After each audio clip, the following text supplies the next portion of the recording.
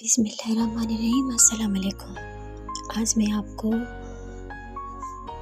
जो शुगर का पेशेंट होता है उस मदर को क्या करना चाहिए और उसके बेबी कैसा होता है और उस मदर के साथ शुगर में प्रेगनेंसी के दौरान क्या होता है और मेरे साथ क्या हुआ और शुगर के पेशेंट के बेबीज़ कैसे होते हैं, ये सारी तफसील मैं आपको इस वीडियो में बताऊंगी। और मेरे बेबी के साथ क्या हुआ, उसकी डेथ कैसे हुई। वैसे तो मैंने बहुत सी वीडियोस बनाई हैं, लेकिन जो मेरे नए सब्सक्राइबर हैं उनको ये पता नहीं, तो मैं फिर से ये वीडियो बता रही।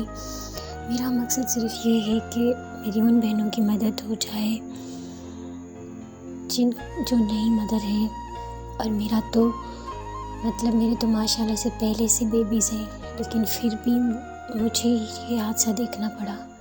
तो इसलिए आप वीडियो फुल हो चुकी थी। इसमें मैंने बहुत ऐसी बातें बताई जो शायद आपको कभी पता नहीं होगी। और दूसरी मैं बात बताती चलूँ कि आजकल जो डॉक्टर बोलते हैं कि बेबी को दूध हज़म करवाएं और बेबी को दूध ज़रूर हज़म करवाएं, इससे मुझे भी नहीं पता था कि बेबीज़ की डेथ हो जाती है, लेकिन वाकई में इससे डेथ होती है। और बहुत से इससे मैंने केस देखे हैं। ताकि आप मुकम्मल वीडियो देखिएगा तो आपको सब मालूम हो जाएगा। तो चलते हैं वीडियो की तरफ। बाकी बच्चों के टाइम तो मैं जाती भी नहीं थी डॉक्टर के पास, बस मंथ में एक बार टेस्ट कराने जाती थी। लेकिन इस बच्चे को मैंने बहुत ज़्यादा ख्याल किया। मैंने अपनी खुराक का बहुत खास ख्याल रखा। फ्रूट जूस हर चीज़ माशाल्लाह रज के खाई, तो इसलिए मेरा बेबी माशाल्लाह गोलू मोलू था। तो जब मेरा 7वां मंथ हुआ ना, मुझे बहुत ज़्यादा चक्कर आते थे, बहुत ज़्यादा। और मैं इतनी वीक होती जा रही थी कि जो देखता ना उनको ये लगता था कि मैं मर जाऊंगी, बचूंगी नहीं। ऐसी हालत हो गई थी, सूख के कांटा बन गई थी। और जब मैंने 6ठे मंथ में जब मैंने अल्ट्रासाउंड करवाया ना, तो उसमें मुझे पता चला कि मेरे पेट में बहुत ज़्यादा पानी है, जिसको पॉलीहाइड्रामिनास कहते हैं। इसको आप जो है ना नेट पर भी सर्च कर सकते हैं कि ये पॉलीहाइड्रामिनास क्या होता है और ये क्यों होता है। मुझे पॉलीहाइड्रामिनास हो गया था। इसकी जो मेन वजह नज़र आ रही थी ना, वो शुगर था। ये जो होता है ना मेन वजह, ये शुगर की वजह से होता है। और भी बहुत सी वजह होती हैं पॉलीहाइड्रामिनास की। जो वजह होती हैं, ये भी हो सकता है कि बच्चा एबनॉर्मल हो, ये भी एक वजह होती है। मतलब माँ या बच्चे दोनों में से एक में ऐब होता है, तभी पॉलीहाइड्रामिनास होता है। तो माशाल्लाह मेरे बच्चे में तो कुछ भी नहीं था, शुक्र अल्हम्दुलिल्लाह मुझ में ही था। तो पॉलीहाइड्रामिनास में ये भी होता है कि या तो बच्चे की सांस की नालियाँ 2 होती हैं, या फिर बच्चे में ये जो आजकल आपने सुना होगा ना, जो बच्चे पैदा होते हैं उनको एक फोड़ा सा होता है पीठ के पीछे, इसकी वजह से भी पॉलीहाइड्रामिनास माँ को होता है। तो ये इस वजह से होता है कि हम जो है ना प्रेगनेंसी में फोलिक एसिड नहीं खाते। फोलिक एसिड हर हाल में खाना चाहिए, शादी से पहले भी खाना चाहिए और शादी के बाद भी खाना चाहिए और प्रेगनेंसी में खाना चाहिए, क्योंकि फोलिक एसिड हर किसी के लिए ज़रूरी है। तो मेन ये वजह होती है। जब मैंने टेस्ट करवाया तो मेरा जो था ना, मेरे टेस्ट में जो मेरा शुगर था ना, वो पॉजिटिव रिपोर्ट आई। उसके बाद जो ना, मैं तो मीठा इतना नहीं खाती थी, बस चाय पीती थी। तो मैंने जब टेस्ट करवाया तो मुझे लगा बस शुगर है, कोई बात नहीं, कुछ नहीं होगा। लेकिन जब मैंने जब मेरे पेट में बहुत ज़्यादा पानी था और मैंने पॉलीहाइड्रामिनास पे सर्च किया, तो मुझे पता चला कि पॉलीहाइड्रामिनास क्या है और इसके क्या क्या ख़तरे। इसमें ये भी होता है कि जो लेडी होती है ना, उसका डिलीवरी के टाइम बेबी पहले आता है और ओवरी बाद में आता है, जिसकी वजह से जो लेडी होती है ना, उसको बहुत ज़्यादा ब्लीडिंग होती है और उसकी डेथ का भी, उसका या उस औरत की भी डेथ हो सकती है और उस बच्चे की भी माँ के पेट में डेथ हो सकती है। मतलब जो दर्द होते हैं उसके दौरान, तो बहुत ज़्यादा ख़तरनाक होता है। तो इसलिए मैंने सोचा कि मैं दूसरा डॉक्टर चेंज करके देखती हूँ, उसे दिखा के आती हूँ। जब मैंने दूसरी डॉक्टर को दिखाया तो उसने मुझे कहा कि आप फिर से अल्ट्रासाउंड करवा के आओ। ये बस कुछ ही दिनों की बात है। जब मैं दूसरी बार गई हूँ अल्ट्रासाउंड करवाने, तो मुझे डॉक्टर ने कहा कि आपके पेट में बहुत ज़्यादा पानी है और जिसकी वजह से बच्चे के सर पे सूजन हो गई है। आपको हमने फ़ौरन एडमिट करना है, आपने हर हाल में एडमिट होना है। जब मैंने अपने घर वालों को बताया तो उन्होंने कहा कि एडमिट होने की क्या ज़रूरत है, इससे सही हो जाएगा, तुम घर आ जाओ ना। और पीछे मेरे छोटे छोटे बच्चे भी थे, फिर और कोई था भी नहीं, कौन उन्हें देखता। तो मैंने कहा चलो ठीक है, मैं घर आ गई। 3 दिन बाद मेरी तबीयत और ख़राब हो गई। फिर मैं डॉक्टर के पास गई, फिर डॉक्टर ने मुझे अल्ट्रासाउंड करवाया तो अल्ट्रासाउंड में और ज़्यादा पानी हो गया और बच्चे पे बहुत ज़्यादा सूजन हो गई। फिर मुझे डॉक्टर ने समझाया कि तुम पागल हो, तुम्हें पता है कि बच्चे की डेथ भी हो सकती है, तुम्हें हर हाल में आज ही एडमिट होना है अगर तुम चाहती हो कि तुम्हारा बच्चा ज़िंदा रहे। तो मैं एडमिट हो गई, उन्होंने मुझे एडमिट किया। फिर वो मुझे ना पेट में इंसुलिन के इंजेक्शन लगाते थे और इंजेक्शन के दौरान कभी कभी मेरा शुगर इतना कम हो जाता था कि मेरी बेहोशी की हालत हो जाती थी। खैर इन्होंने 4 दिन मुझे एडमिट किया, फिर कुछ तबीयत सही हुई, फिर भी शुगर बढ़ा, फिर दूसरा डॉक्टर चेंज किया, फिर उसने जो है ना मुझे हाई डोज दिए। 700 mg वाली टैबलेट मुझे दिन में 3 बार दी, वो भी मैंने खाई। इसी तरह कुछ मेरा शुगर जो है ना कंट्रोल में आया, इंसुलिन के इंजेक्शन से मेरा शुगर कंट्रोल में आया। फिर बच्चा भी फिर चेक करा, मतलब अल्ट्रासाउंड मेरे, मैं कहती हूँ कि 20 तो हुए होंगे, 20 अल्ट्रासाउंड मेरे हुए होंगे। फिर डॉक्टर ने मेरा अल्ट्रासाउंड करवाया, फिर अल्ट्रासाउंड कराया तो अल्ट्रासाउंड में यही आया कि अब बच्चा सही, पानी भी सही है। पर डॉक्टर ने ये मुझे कहा था कि ये जो पॉलीहाइड्रोमेलास होता है ना, इसमें बहुत खतरा होता है कि आपकी डिलीवरी जो ना वक्त से पहले होगी। तो उसने कहा कि कैसे भी करके आपने 8 मंथ जो है ना पूरे करने हैं, 9वें मंथ में ना आपकी डिलीवरी हो, भले 1 हफ़्ता गुजरे। अल्लाह अल्लाह करके दुआएं मांग मांग के मैं सारा दिन सूरह रहमान सुनती थी, सूरह मरियम सुनती थी, सूरह मरियम पढ़ती थी, सूरह यूसुफ सुनती थी, दरूद पाक पढ़ती थी। कोई पल, कोई घड़ी, कोई सेकंड नहीं था जब मैंने दुआ ना की हो। मैं बस अल्लाह से यही दुआ करती थी कि अल्लाह अब अगर तुमने दिया है ना तो मुझे बख्श के देना, मुझसे वापस ना लेना, क्योंकि मैं ये दुख नहीं सह पाऊँगी। खैर अल्लाह अल्लाह करके मेरे 8 मंथ पूरे हुए। 33 वीक था मेरा कि मेरा वाटर लीक हो गया। इमरजेंसी में मुझे एडमिट करना पड़ा और कोई चारा नहीं था ना, तो मेरा सी सेक्शन करना पड़ा। प्लीज़ आप पीछे की आवाज़ बैकग्राउंड की इग्नोर कीजिएगा, क्योंकि मैं 5वीं वाली वीडियो बना रही हूँ। मुझे कोई ऐसी जगह नहीं मिल रही कि मैं वीडियो बना सकूँ, क्योंकि बहुत शोर है। ना मैं दिन को बना सकती हूँ, मैंने रात को। तो उन्होंने मुझे इमरजेंसी में ना एडमिट किया, मेरा सी सेक्शन हुआ। मेरे पहले बच्चे सभी नॉर्मल हुए थे, इसमें सी सेक्शन हुआ था ना। सी सेक्शन होने के बाद मुझे जो स्पाइनल पेन देते हैं ना, इन्होंने मुझे 5 इंजेक्शन लगाए स्पाइनल पेन के, क्योंकि पहले से भी मुझे नशा नहीं चढ़ा, दूसरे से भी नहीं, तीसरे से भी नहीं, चौथे से भी नहीं, 5वें से चढ़ा। खैर मेरा सी सेक्शन हो गया। मेरा बेबी, जैसे बच्चा पैदा होता है ना, बच्चा रोता है और नहीं रोता तो डॉक्टर उसको रुलाते हैं, लेकिन मेरी डॉक्टर ने उसको नहीं रुलाया। पता नहीं मेरी किस्मत शायद ख़राब थी, मेरा बच्चा रोया नहीं, उन्होंने मुझे दिखाया भी नहीं। फिर मैंने डॉक्टर को बोला कि मुझे मेरा बेबी तो दिखा दी। उन्होंने दूर से बस उसका चेहरा दिखाया मुझे और फ़ौरन से उसको नर्सरी में भेज दिया। फिर डॉक्टर ने कहा कोई मसला नहीं, आपका बेबी सही है, बस उसका शुगर थोड़ा कम है ना।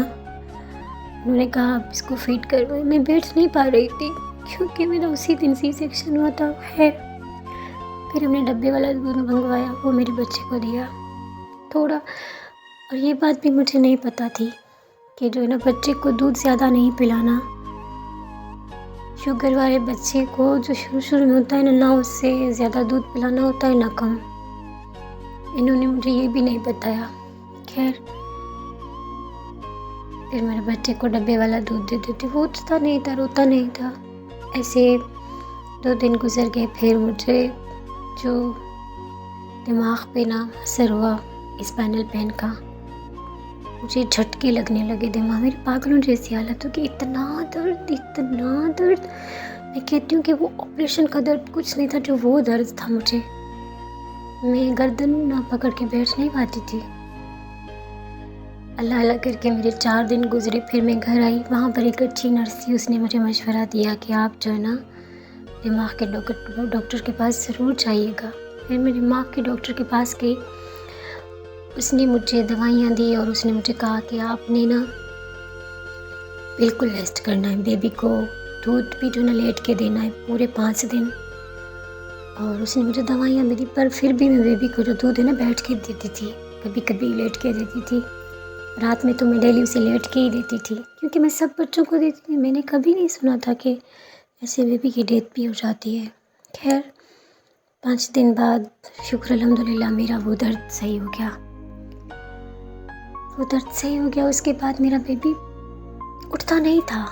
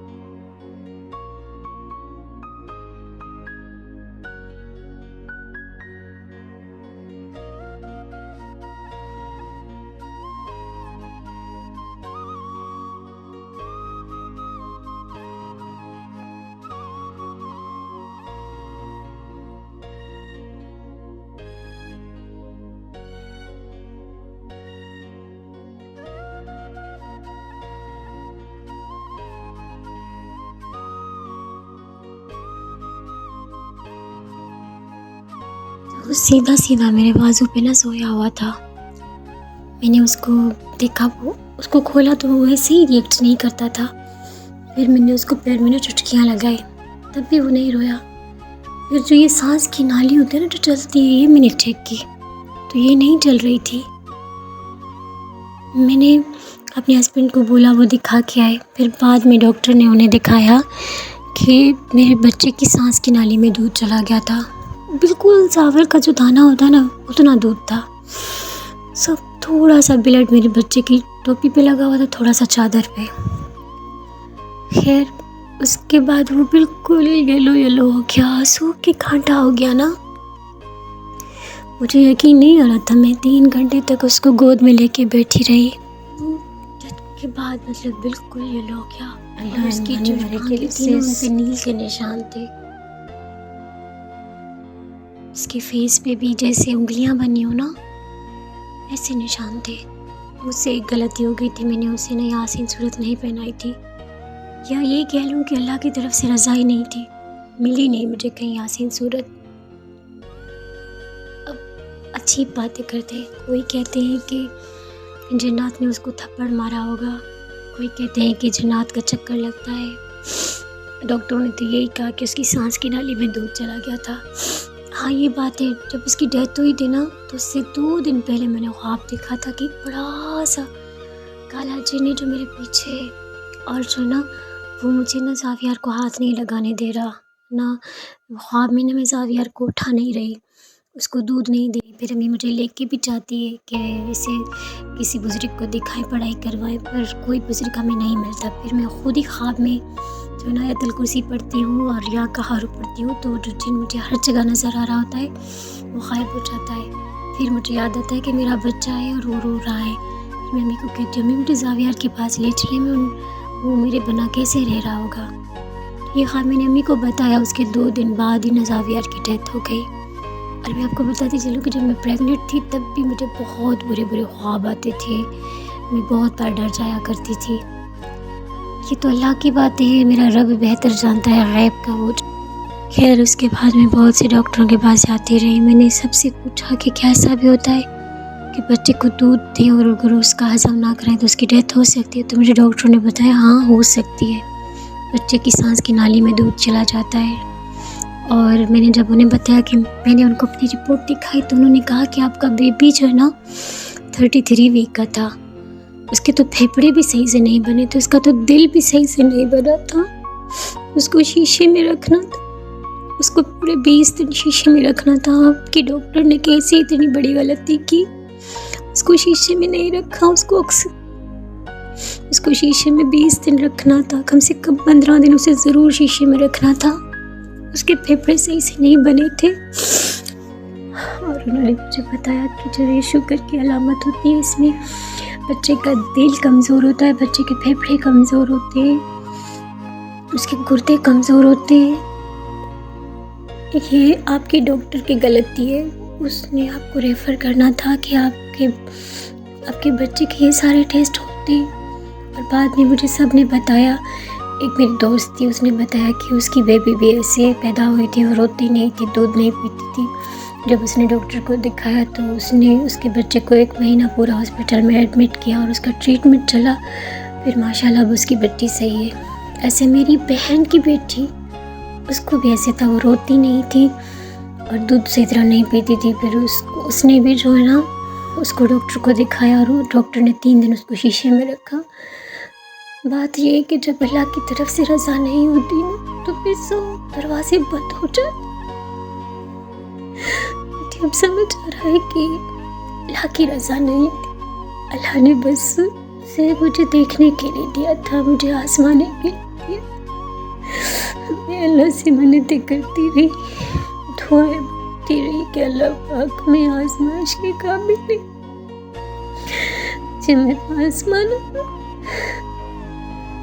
फिर मैं उसका सदका देती थी।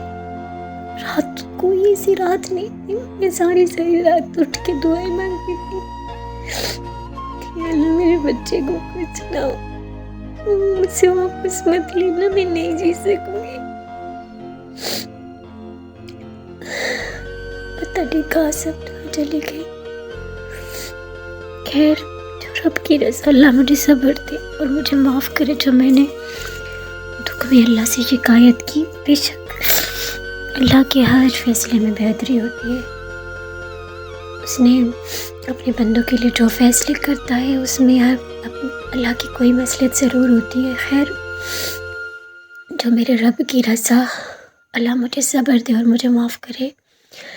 अल्लाह मेरे बाकी बच्चों को लंबी ज़िंदगी दे, उनके अच्छे नसीब करे, उन्हें नेक इंसान बनाए, उनके दोनों जहान की ज़िंदगी बेहतर करे। और मेरी रब से यही दुआ है कि अल्लाह किसी भी माँ को जो है ना औलाद का दुख ना दे। तो मेरी आप सबसे यही गुजारिश है कि अगर अपने बच्चे के किसी भी चीज़ की कमी देखे ना, फ़ौरन से डॉक्टर के पास जाएं, कोई बात ना सुने, क्योंकि फिर जो है ना सिर्फ आंसू रह जाते हैं, सब भूल जाते हैं। माँ नहीं भूलती, माँ का कलेजा मुँह को आता है, माँ एक पल भी नहीं भूलती, 1 सेकंड भी नहीं भूलती। अल्लाह किसी भी माँ को औलाद का दुख ना दे। मेरा रब बेहतर जानता है, वो गैब का जानने वाला है। लेकिन माँ ने, मेरी अम्मी बताती है कि मेरी अम्मी के 3 बच्चों की डेथ हुई थी। अम्मी कहती है कि मैं तो कभी नहीं रोई इतना जितना तुम रोती हो, 1 साल हो गया है। कुछ भी ना इंसान के अपने हाथ में नहीं होता। कल जब मैंने सर्दियों के कपड़े निकाले तो मैंने ज़ावियार की चीज़ें देखी तो जो मैं रोई हूँ। कल से दिन से रात हो गया है, मेरी आंखों से पानी नहीं रुक रहा। हर किसी का अपना अपना दिल होता है ना। मैं अल्लाह से दुआ करती हूँ अल्लाह मुझे सब्र दे, लेकिन यकीन माने मेरे दिल से सब ख्वाहिशें उठ गई हैं। बस मेरी एक ही ख्वाहिश है कि अल्लाह मेरी गोद फिर से भर दे। लेकिन उसकी मेन वजह भी मैं आपको बताती हूँ कि कभी भी ना बच्चा बंद वाला ऑपरेशन नहीं करवाना चाहिए। सब मना करते हैं, डॉक्टर भी मना करते हैं कि इतनी छोटी एज में ऑपरेशन ना करवाएं। उसकी मेन वजह यही है कि अगर ज़िंदगी में कोई हादसा हो जाए तो इंसान के पास ऑप्शन रहता है। मेरा भी ऑपरेशन हुआ था, इस वजह से मेरा BT वाला ऑपरेशन हुआ, जिसे बच्चा वाला ऑपरेशन साथ में कहते हैं। इसमें मेरा पूरा पेट खोल के फिर ऑपरेशन करते हैं। ये ऑपरेशन फिर कभी खुलता नहीं है, वो जो अलग से करते हैं वो फिर भी खुल जाता है, ये वाला कभी नहीं खुलता। मैं फिर डॉक्टर के पास गई, मैंने कहा मुझे ऑपरेशन खुलवाना है, मुझे चैन नहीं मिल रहा। लेकिन डॉक्टर ने यही कहा कि इसीलिए हम आपको बार बार कहते हैं कि आप सोच लिया करें, बस जो एक बार हो गया सो हो गया, अब आप कभी माँ नहीं बन सकती। अब एक ही ऑप्शन है IVF के ज़रिए आप माँ बन सकती हैं, वरना कोई और ऑप्शन नहीं है। लेकिन IVF आप लोगों को पता है पाकिस्तान में कितना महंगा है, 5 लाख का है। कोई गरीब अफोर्ड नहीं कर सकता 5 लाख IVF में। बस जो मेरे रब की रज़ा, अल्लाह मेरे दिल को सब्र दे। लेकिन मैं यही कहूँगी कि जब किसी माँ की गोद से बच्चा जाता है ना, तो फिर उस माँ के दिल को कभी चैन नहीं आता। जैसे रूहें भटकती हैं ना, ऐसे वो माँ भी भटक रही होती है। अभी किसी बच्चे को देखती हूँ ना, तो बस मेरा दिल तड़प उठ जाता है। मैं कहती हूँ इसको उठाऊँ, मेरे दिल को चैन नहीं आता। मुझसे बहुत बड़ा गुनाह हो गया, अल्लाह मुझे माफ़ करे मेरे इस गुनाह के लिए। मैं आप सबको ये मशवरा दूँगी कि कभी भी बच्चा बंद वाला ऑपरेशन मत करवाए। अल्लाह नाराज़ होता है, वाकई नाराज़ होता है। हम लोग अनसुनी कर देते हैं, अल्लाह की कुदरत को कुछ नहीं समझते, लेकिन अल्लाह वाकई नाराज़ होता है। अब मेरे पड़ोस में एक औरत ने करवाया था, उसके 3 बच्चे थे, और जैसे ही उसने कराया उसके एक बेबी की डेथ हो गई। दूसरी मेरे उसी हॉस्पिटल में एक औरत के 3 बच्चे थे, चौथा था उसने साथ ही ऑपरेशन करवा दिया बच्चे बंद वाला। तो अब यकीन मानिए उसका बेटा पैदा हुआ और कुछ ही घंटे जिंदा हुआ, फिर वो फौत हो गया। फिर वो जो रोती है, पिछड़ा कुछ इस अदा से कि एक शख्स सारा शहर वीरान कर गया। पहले जब ये शेर सुनते थे तो दिल में लगता था, अच्छा लगता था एक गमगीन के हिसाब से। लेकिन जब वाकई अपना बिछड़ा तब पता लगा कि ये शेर कितना ऐसे रोती है, तड़पती है। डॉक्टर को कहती है आप 2 लाख ले ले, मेरा ऑपरेशन खोले। पर डॉक्टर ने कहा कि हमने तो आपकी ट्यूब से रिमूव कर दी है, अब नहीं हो सकता आपको कभी भी बेबी। तो होता रहा, सोच ले और कभी भी इतना बड़ा कदम ना ले। अल्लाह नाराज़ होता है, वाकई होता है। ऐसा नहीं लोग कहते हैं कि सब ने करवाया, किसी के साथ कुछ नहीं हुआ। मैं आपको एक बात बताऊं, अल्लाह जो ना उसी को दिखाता है जिससे प्यार करता है, ताकि उसको पता चले। आपने हज़रत यूनुस अलैहिस्सलाम का किस्सा सुना है? हज़रत यूनुस अलैहिस्सलाम अंबिया थे ना, नेक थे ना, उनसे एक गलती हुई थी।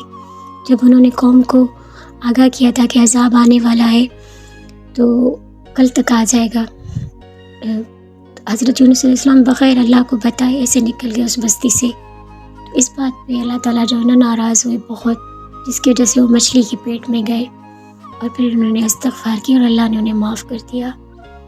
तो अल्लाह उन्हीं को आता है जिनसे मोहब्बत करता है। अल्लाह कहता है तक़वा करो, सच्चे दिल से अल्लाह की राह पे चलो। मेरी दुआ है अल्लाह ताला से कि अल्लाह हमें सच्चे रास्ते पर चलाए। और मेरी वीडियो शेयर करने का यही मकसद है कि अपने बच्चे में कुछ भी ऐसा देखें उसे फ़ौरन डॉक्टर को दिखाएं और ये कदम कभी ना उठाएं जो मैंने उठाया है। मेरी इतनी लंबी वीडियो देखने के लिए जज़ाकल्लाह। अल्लाह ताला आप सब खुश रखे, आबाद रखे और किसी को ये दुख ना दे और मुझे सब्र दे। आमीन सुम्मा आमीन।